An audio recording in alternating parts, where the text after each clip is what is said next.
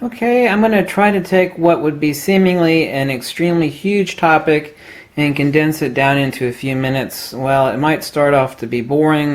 Please bear with me. I promise that you'll get something out of this and understand it. Something that any school of photography would take months, if not years, to explain to you, I can do within a few minutes, I promise you. I'll talk about the fact that there are only 3 types of photographs, and I will talk about, as I've mentioned months ago, that while every photograph is the truth on some level, they are also all lies. Now, telling the poetry of the composition of the image that you want, obviously captured in a snapshot, can only be extrapolated to a certain degree. There are only 3 types of photographs: ones that are prime movers, ones that are self-movers, and ones that are universal logos.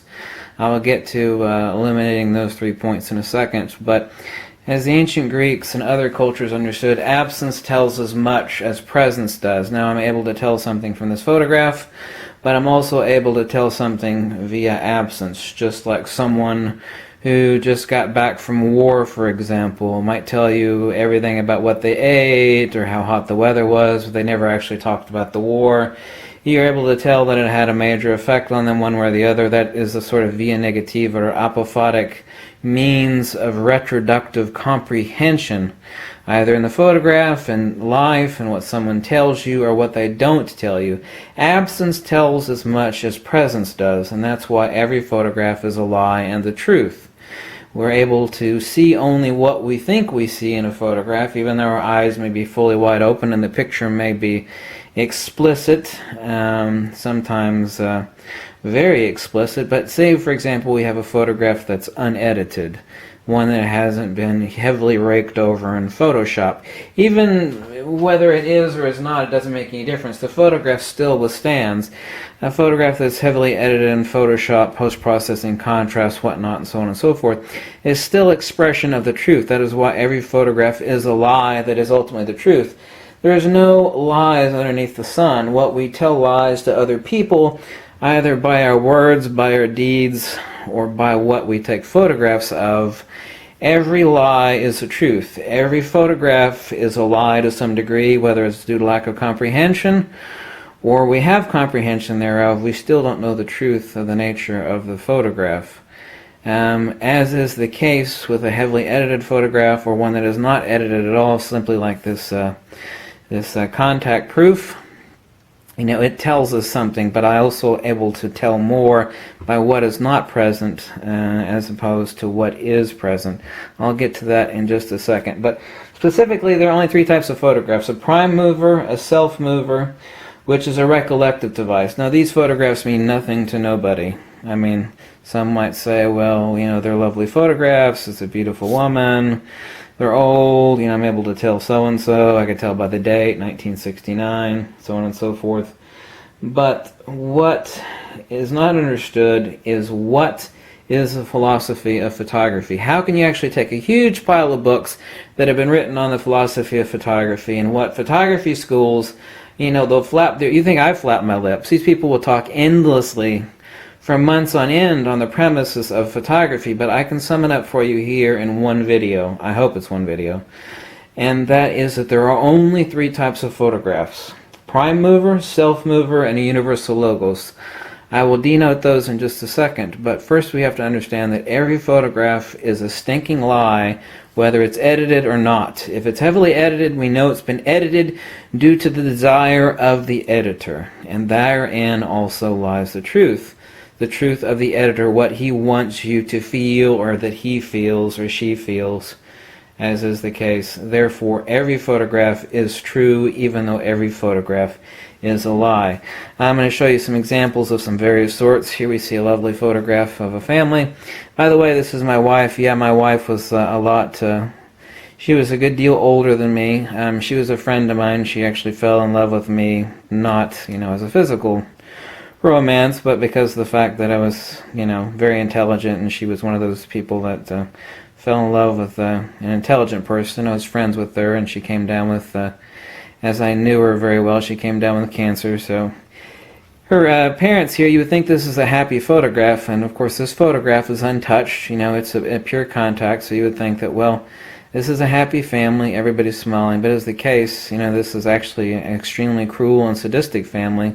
Having met all of these individuals, obviously I'm biased, there's only one person that never drank, never smoked, never did drugs in her life, and that was the older woman that was my wife. The only reason I married her is so they wouldn't throw her into a care facility and, toss away the key, which is what they said they were going to do. But since she came down with the worst sort of cancer, I thought I would only have to take care of her for a year or so. And no, she didn't have any money. I didn't marry her for the money. Obviously, I'm still left with an enormous amount of medical debt, well over $500,000, but I mean, no big deal.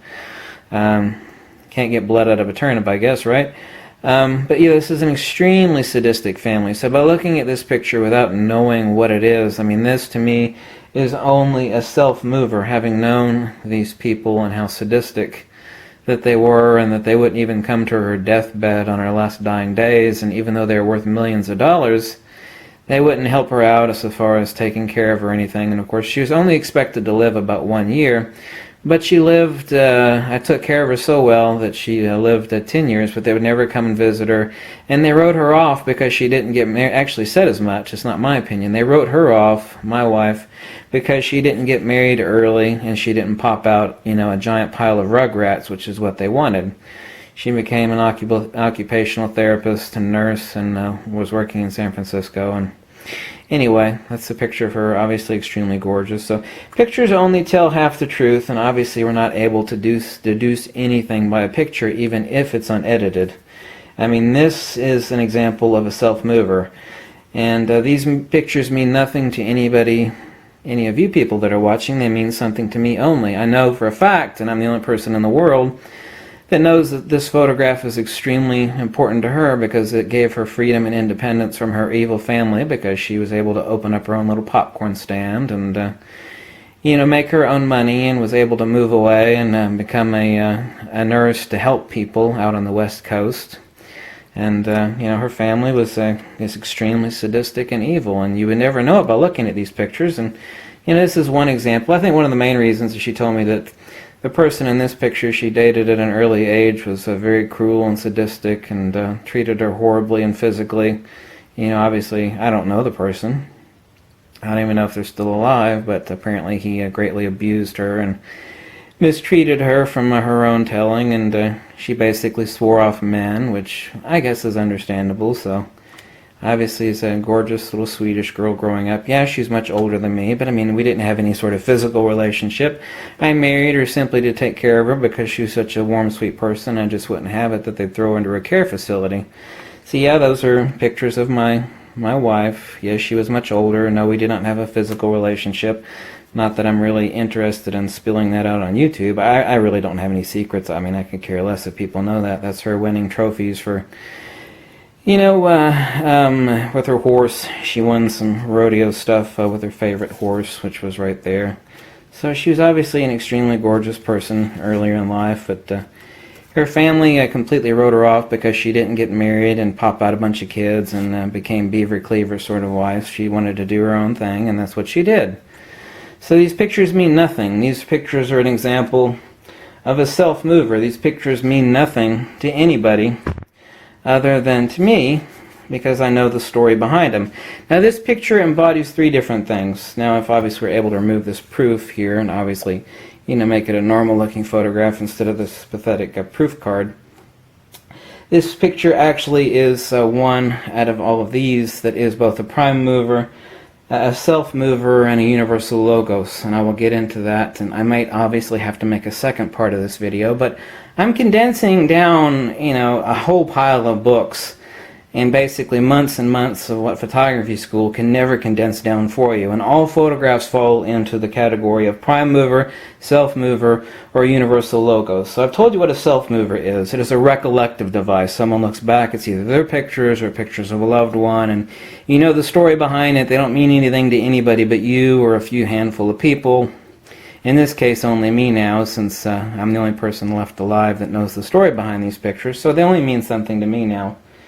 But so they're recollective device. They're anamnesis moments in time that I'm able to look at, and I know her story since she was obviously older than me. Like I said, I only married her to take care of her. I wasn't, physical relationship. I mean, I married her for 10.5 years, so I know the story behind it. See, these are only self-movers, but these pictures mean nothing like this. These are only self-movers because I only know the story behind them. But picture examples like this are in three reasons. I may not know this person, but if this were set back in the 1960s or 1970s, you go, this is a gorgeous woman. So it's a prime mover because you have the physical beauty there, obviously. It's a self-mover in that I know who she is, obviously. Married to her for 11 years, even though she's much older than me. So obviously it's a self-mover, but it's also a universal logos, and I'll get into the universal logos. It takes a little bit longer to explain. But the universal logos is so unfortunate. Some of these really key principles of art and aesthetics, it's like they were lost ages ago by the Greeks. They're still preserved, but nobody reads those texts. The universal logos is the incommensurability, like the golden section of the golden ratio, the indefinable and the ineffable point, non-specific symmetry, that ineffable logos that everybody is able to identify with, like a crying naked child out in the street, for example. It's that ineffable logos that is immediately identified by empathy or sympathy, as is the human nature, that one is moved by the universal logos of what is seen, or the nature or the symmetry of what is there. So this picture, minus this horrible proof, is of course both a prime mover due to the beauty. It is a self-mover for me, but is also a universal logos, and then it contains a logos of beauty. By any extrapolative denotation, this is a beautiful person due to facial symmetry and whatnot. So it is the case that this photograph works on all three levels. Now, I'm not trying to make this a video about pictures of my late wife. Obviously, I'm actually making a video about something specific. And that's the philosophy of photography, and I'm going to try to make it really simple. Now, recently, only a few years ago, they went on a quest for this woman.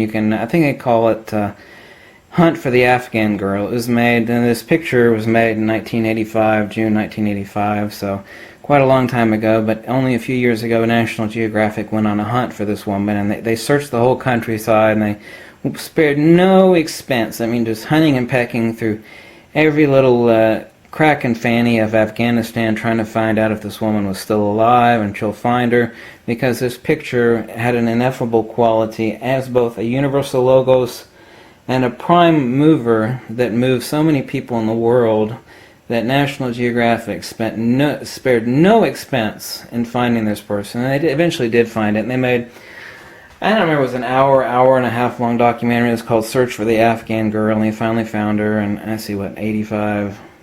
So 30 years later, although they made the video 25 years after this was taken, I believe, roughly.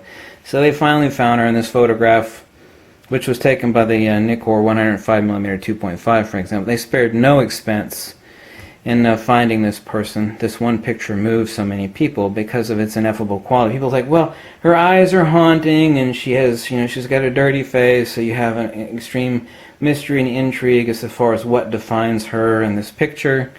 And but the reason for this, the haunted eyes of the Afghan refugee, but what moved this in other people to movement and emotionality and made it one of the world's most famous photographs, is that it was both a prime mover, and even though you didn't know this person, it was a self-mover because it captured an essence of the incommensurate nature of the human being, such that even though you didn't know her, it was also a self-mover, kind of like a lost relative that was separated at birth analogously, and you wanted to find her. So it was both a prime mover, self-mover, and a universal logos. I'm going to have to go on to video number 2 to tie this in, but check out video number 2, and I'll make sure to tie it all together so you'll have a key, really succinct understanding of what the three modalities of photography are, and I'll make it really, really simple. Okay?